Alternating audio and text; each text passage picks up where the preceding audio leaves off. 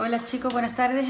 Vamos a ver, en este vídeo vamos a explicar rápidamente la teoría del 7.8 y 7.9. Es fácil, ¿vale? Yo tengo una función logarítmica. Recordad, logaritmo en base a de x. Recordad que por la definición de logaritmo, la base tiene que ser un número positivo y tiene que ser distinto de 1. Pues bueno, a mí me dicen, representa esta función.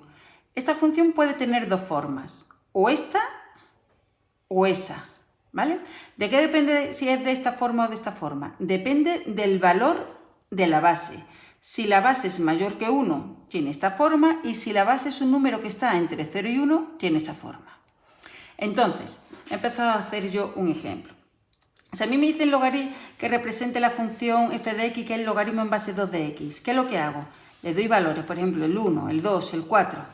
Yo digo, bueno, vamos a hacer aquí el 1 medio. Yo digo, logaritmo en base 2 de 1 es 0. Logaritmo en base 2 de 2 es 1. Si esto os cuesta todavía, recordad usar el cambio de base, ¿vale? Logaritmo, aquí lo he hecho, logaritmo en base 2 de 1 es logaritmo de 1 partido logaritmo de 2. Le ponéis el mismo logaritmo decimal y lo hacéis con la calculadora, ¿vale? Ponéis logaritmo de 1 dividido logaritmo de 2 y os sale ya el 0, ¿vale? Logaritmo en base 2 de 4 va a ser 2, si no, aplicáis la fórmula. Logaritmo de 1 medio. Logaritmo en base 2 de 1 medio, pues lo hacéis. Logaritmo en base 2 de 1 medio, esto es. Vamos a ver, logaritmo arriba de 1 medio y ahora dividido el logaritmo de 2. Y me sale que es menos 1. ¿Vale? Y ahora estos puntos los vais colocando ahí, aquí. Si es 1 es 0, si x es 2, este es el 1, si x es 2, la y es 1, si la x es 4, la y es 2, si la x es 1 medio, la y es menos 1, ¿vale? Y ahora lo unís sabiendo que tiene esa forma, ¿vale? Y ahora, imaginaros que me dicen que represente esta función logaritmo en base 1 medio de x. Como la base es un número que está entre 0 y 1, ¿vale? Va a ser este tipo. Pero ¿cómo lo hago? Hago una tabla de valores, siempre con una tabla de valores. Por ejemplo, 1 medio, 1, por ejemplo, 2 y 4. Y voy calculando. ¿Cuánto es el logaritmo en base 1 medio de 1 medio? Pues 1. Si no, si os cuesta ver esto al principio, aplicar el cambio de base. ¿Vale? ¿Cuál es el logaritmo en base 1 medio de 1? Pues 0. ¿Cuál es el logaritmo en base 1 medio de 2? Pues logaritmo en base 1 medio de 2, lo hacéis si queréis por el cambio de variable. Y esto va a salir menos 1. ¿Cuál es el logaritmo en base 1 medio de 4? Esto va a salir menos 2. Y ahora simplemente hacéis la tabla, representáis tu número. Ahí está el 1. Si es 1 medio, vale 1. Si es 1, vale 0.